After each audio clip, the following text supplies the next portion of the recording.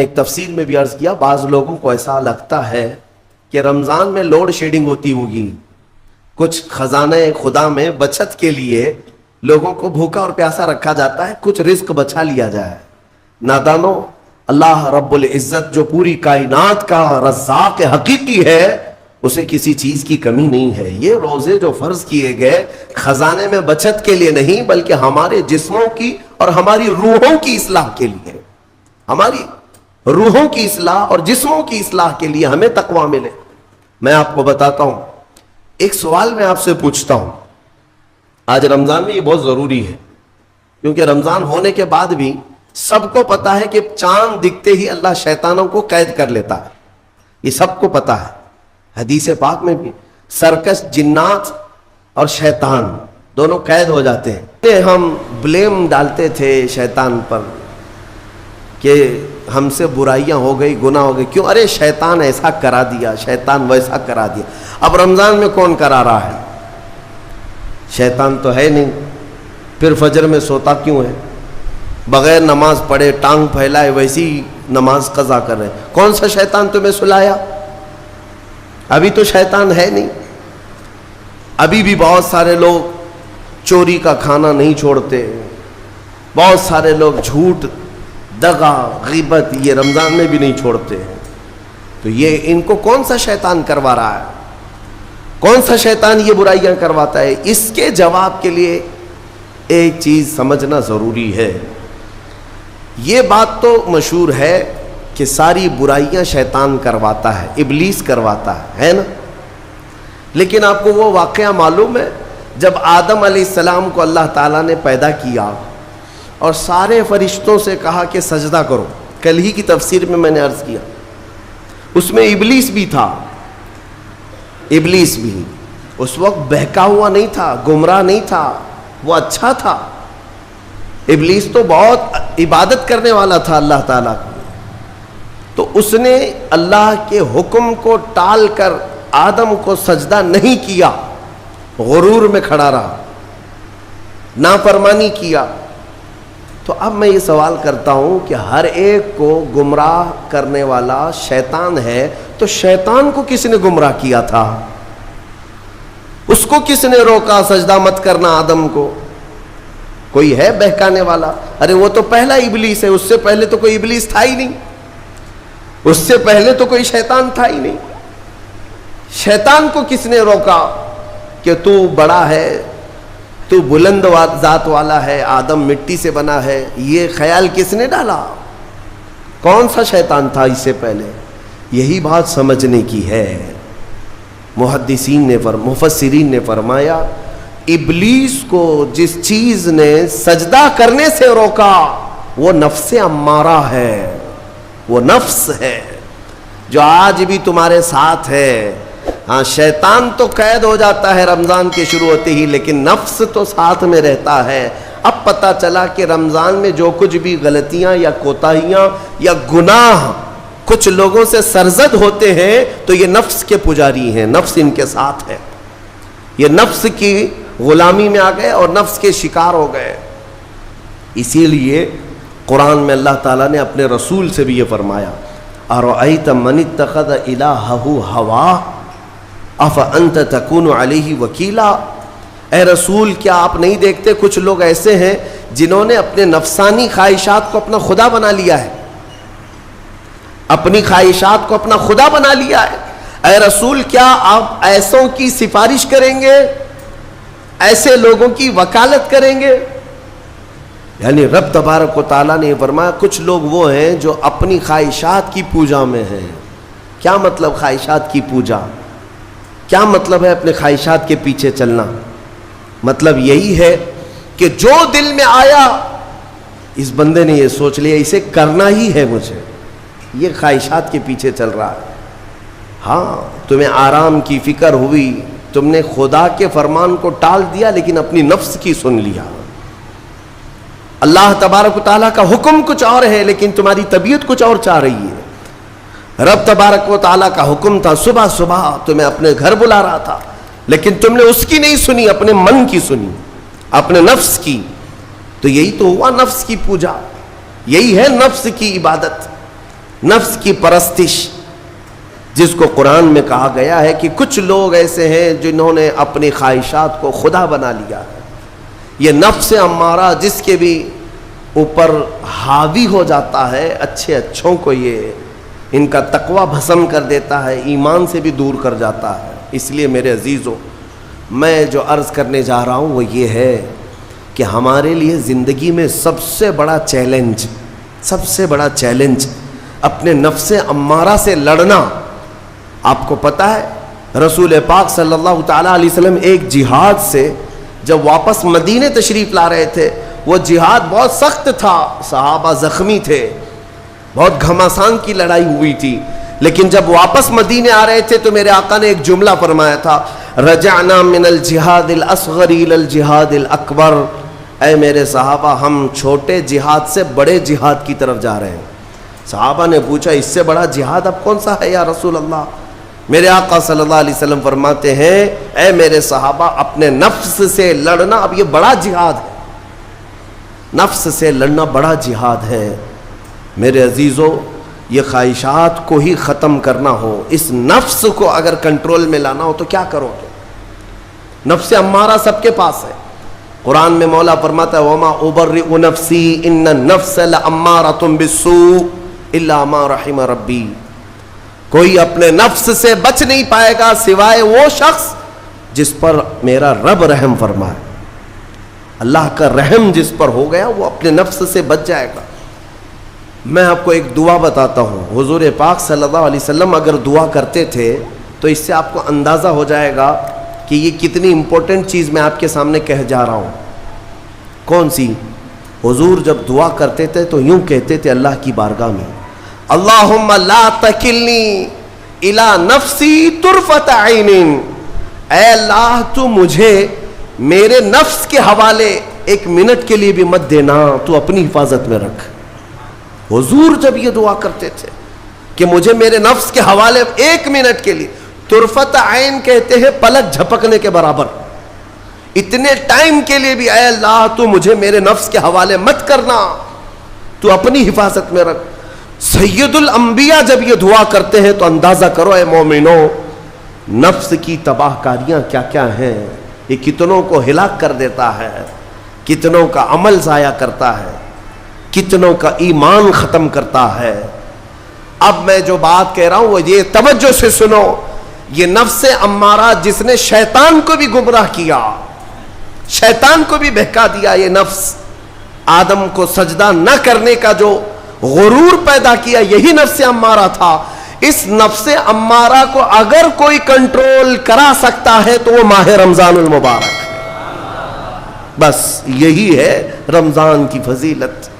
رمضان المبارک اس لیے تمہیں دیا گیا کہ بڑی بڑی طاقتیں تمہارے نفس کو قابو میں نہیں کر پائیں گی، لیکن رمضان کے روزے تمہیں کنٹرول میں لے آئیں گے، کنٹرول میں لائیں گے.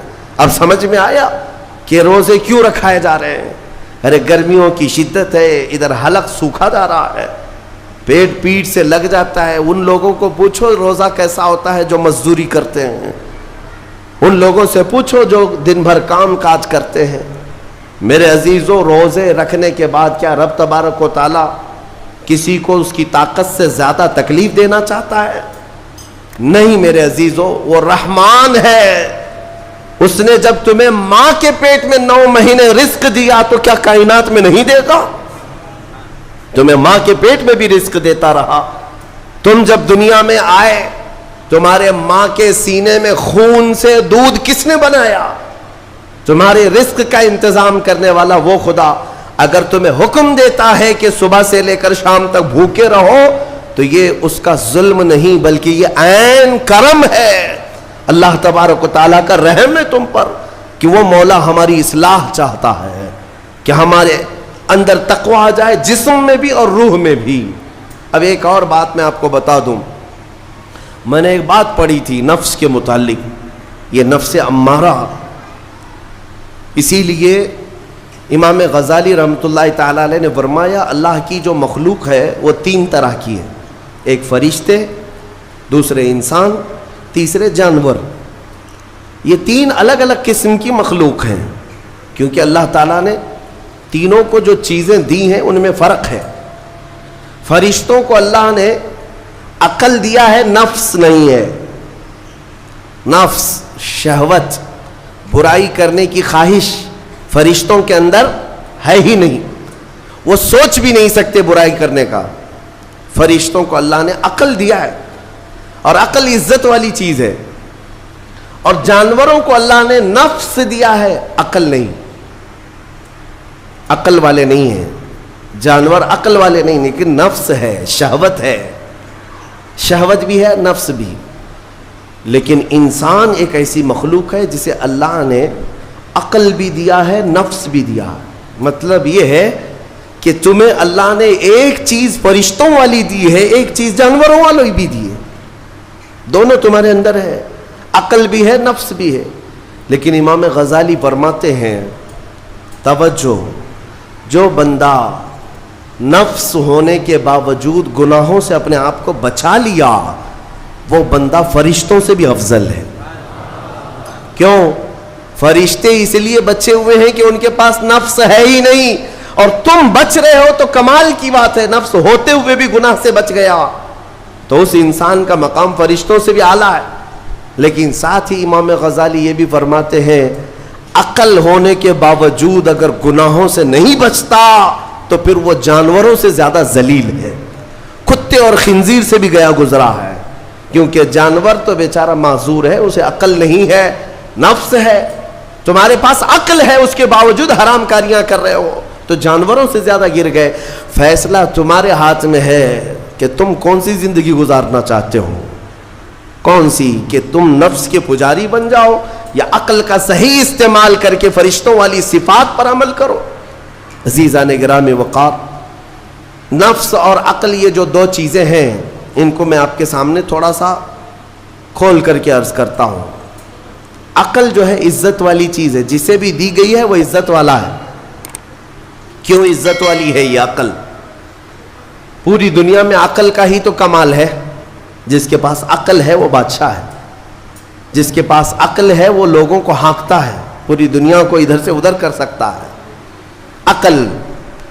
اور نفس جو ہے، نفس برائیوں کی طرف بلانے والا، عیاشی کی دعوت دینے والا، موج مستی کرانے والا اور اپنے آپ کو تباہ کروانے والا. اچھے بھلے نوجوان، 25 سال کی کڑیل جوانی ہے، کون ہے جو انہیں نشے کے اڈے پر لے؟ کو اچھی طرح سے معلوم ہے کہ میں کوکین، افیون، ہیروئن لوں گا تو میرے جسم کے ساتھ کیا ہوگا، اسے معلوم ہے. لیکن اس کے باوجود عیاشی کروانا یہ نفس کی عادت ہے. کسی کے اوپر نفس غالب آتا ہے، کسی کے اوپر عقل غالب آتی ہے. عقل جس کے اوپر غالب آ گئی وہ اچھا آدمی ہے، نفس جس کے اوپر غالب آ گیا وہ شیطان کا پجاری ہو گیا، نفس کی سننے والا. اب یہ دونوں جو چیزیں ہیں میں بتاتا ہوں آپ کو. روایت میں ملتا ہے کہ جب اللہ نے عقل کو بھی پیدا کیا اور نفس کو بھی پیدا کیا تو اپنے سامنے حاضر کیا. عقل سے پوچھا کہ اے عقل بتا میں کون ہوں اور تو کون ہے؟ عقل نے کہا یا ربی انا عبدک وانت ربی، اے اللہ میں تیرا بندہ ہوں اور تو میرا رب ہے. عقل نے کیا کہا؟ میں تیرا بندہ ہوں اور تو میرا رب ہے. اللہ نے عزت سے نوازا، اقرار کیا نا بندہ ہونے کا. عقل نے اقرار کیا. پھر نفس کو بلایا، نفس سے پوچھا بتا میں کون ہوں اور تو کون ہے؟ نفس نے کہا انت انت انا انا، تو ہے میں ہوں. یہ غرور تھا نفس کے اندر، یہ گھمنڈ تھا نفس کے اندر کہ میں ہوں. نفس جس کے اندر غالب آتا ہے وہ آج بھی یہی کرتا ہے، میں ہوں، کسی کے سامنے کیا جھکنا ہے. تو حکم ہوا کہ اس نفس کو 100 سال جلایا جائے. 100 سال جلایا گیا، اس کو عذاب دیا گیا نفس کو. 100 سال بھگتنے کے بعد، آگ کی تپش بھگتنے کے بعد اسے پھر لایا گیا نفس کو. اللہ تعالیٰ نے پوچھا اے نفس بتا میں کون ہوں اور تو کون ہے؟ غرور نہیں ٹوٹا، گھمنڈ نہیں ٹوٹا. حکم ہوا اللہ کی طرف سے فرشتوں کو، اس نفس کو اب 100 سال تک بھوکا اور پیاسا رکھا جائے، کوئی چیز نہ دی جائے. اسے سخت سزا دی گئی, بھوک اور پیاس کی نفس کو کوئی چیز نہیں دی گئی. 100 سال کے بعد پھر اس کو حاضر کیا گیا, پوچھا گیا بتا کون ہوں میں؟ نفس نے کہا اے اللہ تو میرا خدا ہے, میں تیرا بندہ ہوں. فرمایا بزرگوں نے کہ نفس کو اگر کوئی جھکا سکتا ہے تو وہ بھوک ہے, اسی لیے مولا نے رمضان کے روزے تم پر فرض فرمایا. نفس کو جھکا سکتے ہو, نفس کو کنٹرول میں لا سکتے ہو تو بھوک کے ذریعے سے. ہاں یہ بھوک اور پیاس یوں ہی نہیں دی گئی ہے. دنیا اگر سمجھتی ہو کہ مسلمانوں کو یہ بھوکا اور پیاسا رکھوایا جا رہا ہے تو انہیں کیا خبر ہے کہ روح کسے کہتے ہیں, نفس کسے کہتے ہیں. جو آلریڈی غلاظت میں پڑے ہوئے انہیں کیا سمجھ ہے. لیکن الحمدللہ ہمارا تصور ہے آخرت کا, ہمارے ہاں تصور ہے جنت کا, ہمارے ہاں تصور ہے جہنم کا, اللہ کی بارگاہ میں حساب کا. اس لیے ضروری یہ بن پڑتا ہے کہ ہم اپنی دنیا میں ہی اصلاح کریں. میرے عزیزوں, اس نفس کی جو تباہ کاریاں ہیں اس سے بچنا ہر نوجوان کے لیے ضروری ہے. تم روزوں کو ہلکے میں مت لو. اس سے پہلے بھی میں کہا کرتا تھا, آج پھر سے میں ریپیٹ آپ کے سامنے کہتا ہوں, مسلمان کے لیے روزے جو فرض کیے گئے آپشنلی نہیں ہے میرے عزیز. یہ آپشنلی نہیں ہے, اختیاری نہیں ہے. جسے چاہے وہ رکھے, جسے چاہے وہ چھوڑے. ہاں ہمارے ہاں معاشرہ ایسے ہی ہے نا. ہاں صبح اٹھ کر کے لوگ پوچھتے رہتے ہیں روزہ ہے, روزہ ہے. کیوں پوچھ رہے ہو روزہ ہے؟ مسلمان ہے تو روزہ فرض ہے, روزہ فرض ہے. اگر میں آپ کو پوچھوں اچھا لگے گا؟ انسان ہو اچھا لگے گا, سامنے دکھ تو رہا ہے انسان ہے, پھر کیا پوچھنا ہے. مسلمان کے لیے روزہ ایسا ضروری ہے جیسے اس کے لیے انسان ہونا ضروری ہے. وہ روزے چھوڑتا کیوں؟ ہاں چند ہی چیزیں ہیں جہاں تخفیف دی گئی ہے شریعت میں. وہ سفر ہے یا مرض ہے, ایسا مرض کہ جس سے وہ نہیں برداشت کر پاتا, اس میں اللہ تعالیٰ نے اسے چھوٹ دی ہے, رخصت دی ہے. یا حاملہ عورت ہے, یا دودھ پلانے والی عورت ہے, یا پھر اب بہت سارے لوگ ایسے ہیں جو ہٹے کٹے ہیں, تندرست ہیں, توانا ہیں, روزے چھوڑے ہوئے ہیں. میرے عزیز, سب ہونے کے بعد اگر روزہ چھوڑنے کی کسی کو رخصت ہے نا, تو صرف ان عورتوں کو جن کی ماہواری آتی ہے مہینے میں یا بچے کے بعد, حیض و نفاس والی عورتوں کے لیے روزہ نہیں ہے. تو میں ان لوگوں سے پوچھتا ہوں, کیا تمہاری بھی ایسی کیفیت ہے جو تم روزہ چھوڑے گھوم رہے ہو؟ ناپاک ہو, ناپاکی آئی ہے؟ نہیں ہے تو پھر کیوں روزہ چھوڑتے ہو؟ ایک روزے کو چھوڑنے کی سزا حدیث میں بتائی گئی 900 سال دوزخ میں رکھا جائے گا. 900 سال. اب کیلکولیٹ کرو, اگر تمہاری زندگی کے روزے قضا ہیں تو کتنے 100 سال جائیں گے. اسی لیے میرے عزیزو, جب تک طاقت ہے روزے فی الحال کے رکھو ہی رکھو. اگر پیچھے کے چھوٹے ہیں تو اسے بھی پہلے کمپلیٹ کر لو, ورنہ قیامت کے دن کی سزائیں نہیں برداشت کر پاؤ گے, بھگت نہیں پاؤ گے. یہ ہم جو بار بار کہتے ہیں آپ کے روزہ رکھنے سے میرا کیا ہے, ہم تنبیہ صرف اس لیے کرتے ہیں کہ قیامت کے دن اللہ تعالیٰ کے عذاب میں گرفتار نہ ہو جاؤ, عذاب میں گرفتار نہ ہو جاؤ.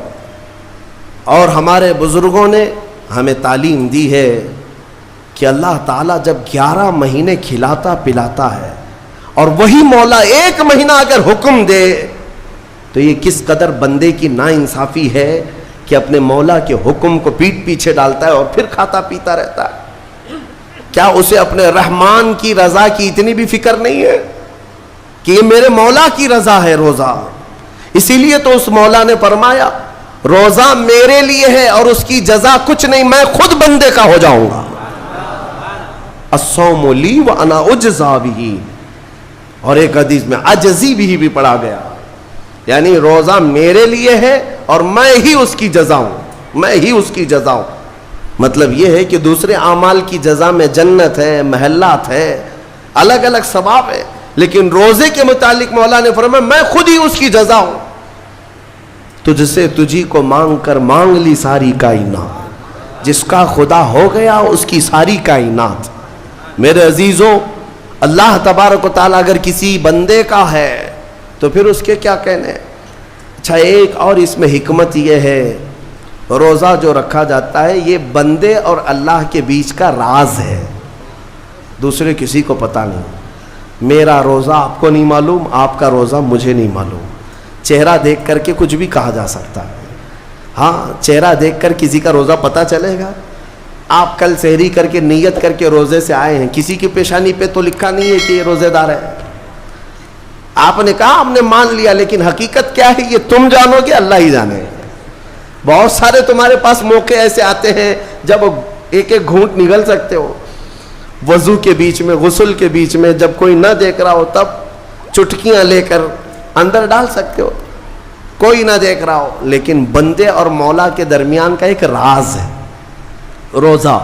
اسی وجہ سے ایک حدیث میں ملتا ہے قیامت کے دن جب ایمان والوں کو جمع کیا جائے گا اور جن کی بخشش ہو جائے گی تو ان میں ایک جماعت ایسی ہوگی جو جنت کی طرف اڑتے ہوئے جا رہے ہوں گے اور جنت میں پہنچ جائیں گے، کسی کو نظر نہیں آئیں گے، بہت تیزی سے وہ جنت پہنچ چکے ہوں گے۔ باب الریان ایک دروازہ ہے جو صرف روزے داروں کے لیے، جن کے روزے اللہ کی بارگاہ میں پسند آ گئے، وہ دروازہ صرف ان کے لیے، وہاں پہنچ چکے ہوں گے۔ بہت سارے اہل اللہ، بڑے بڑے مقامات والے وہاں موجود ہوں گے، پوچھیں گے تم کہاں سے آئے، کون سے راستے سے آئے؟ نہ وہاں نظر آئے نہ راستے میں نظر آئے، یہاں کیسے پہنچے؟